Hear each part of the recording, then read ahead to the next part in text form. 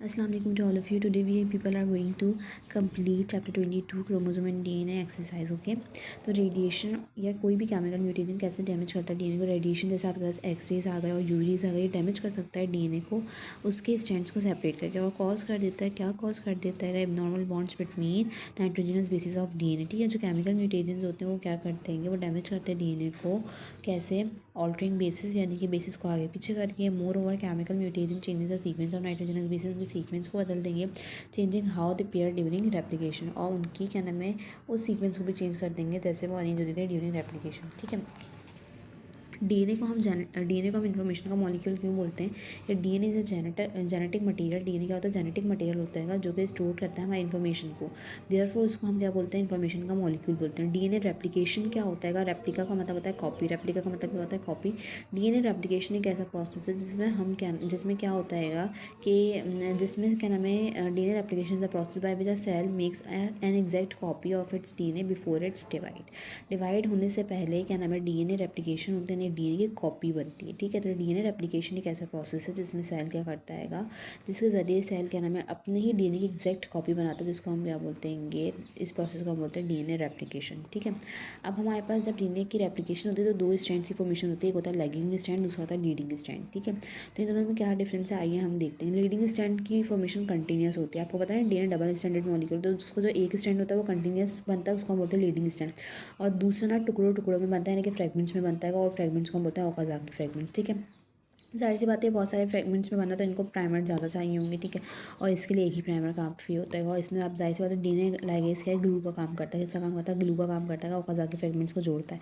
और यहाँ पे इतना मच नीडेड होता ही नहीं है कि ओकाज़ाकी फ्रेगमेंट्स यहाँ पर नहीं होते. अब क्या म्यूटेशन हमेशा हार्मफुल होती है? No, no mutation are not always harmful, some are neutral और इवन बेनिफिशियल. ठीक है, leading to useful adaptation, leading to useful adaptation. Sometimes mutation is artificially produce, कभी कभार तो म्यूटेशन आर्टिफिशियली प्रोड्यूस करवाई जाती है to establish a new variety of organism, to establish a new variety of organism. ठीक है, क्या बताया? No mutation are not always harmful, some are neutral और इवन बेनिफिशियल. ठीक है ना, leading to useful adaptation, leading to useful adaptation. Sometimes mutation is produce artificially, sometimes mutation को produce किया जाता है आर्टिफिशियली. ठीक है, प्रोड्यूस किया जाता है. Sometimes mutation is artificially produce to establish a variety of new organism, to establish a variety of new organism. अब उसके बाद डीएनए क्या नाम है नेगेटिवली चार्ज मॉलिक्यूल क्यों है, हम इसको ज़रा देख लेते हैं. और थोड़ा सा जीन के बारे में पढ़ लेते हैं कि जीन क्या होता है. Segment of DNA that contains the information needed to synthesize a protein. Gene basically एक ऐसा सेगमेंट होता है डीएनए का जिसके पास ऐसी इन्फॉर्मेशन होती है in the form of codes जिससे क्या नाम है आप प्रोटीन सिंथेसाइज कर सकते हो, या एंजाइम. ठीक है, gene is a basic function unit of hereditary material. Gene कहेगा बेसिक फंक्शन यूनिट है हेरिडिटरी मटेरियल का. Different genes have different base sequence. Different genes का क्या होता है? डिफरेंट बेस सीक्वेंस होता है. और डिफरेंट प्रोटीन्स के पास क्या होता है? डिफरेंट अमीनो एसिड सीक्वेंस होता है.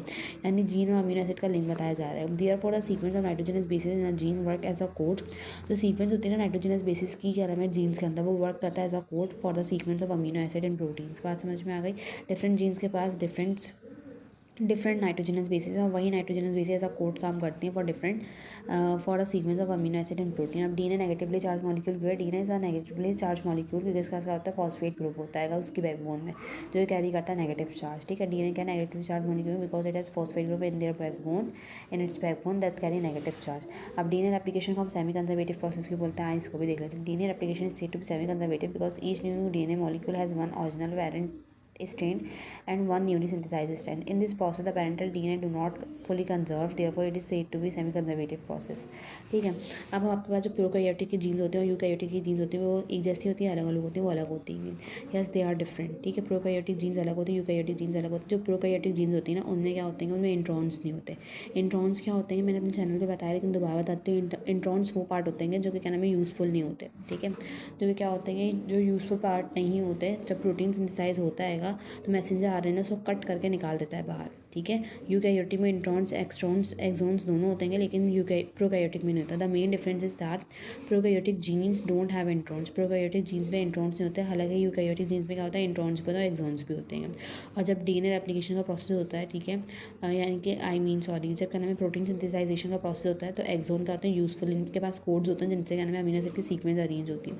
और इंट्रॉन्स क्या होते हैं? इसको कट करके निकाल दिया जाता है, यूजफुल पार्ट नहीं होता. और उसमें प्रोकैरियोटिक सेल्स छोटे होते हैं तो इसलिए अल्लाह ताला ने उसमें इंट्रॉन्स रखे ही नहीं है. जीन एक्सप्रेशन क्या होता है? जीन मैंने आपको बताया बेसिक हेरिडिटी यूनिट होता है किसका? Gene is the basic function unit of heredity material, ठीक है। और जीन के पास ऐसी जीन क्या होता है? सेगमेंट होता है डीएनए का, यानी कि टुकड़ा होता है डीएनए का जिसके पास इतनी इन्फॉर्मेशन होती है।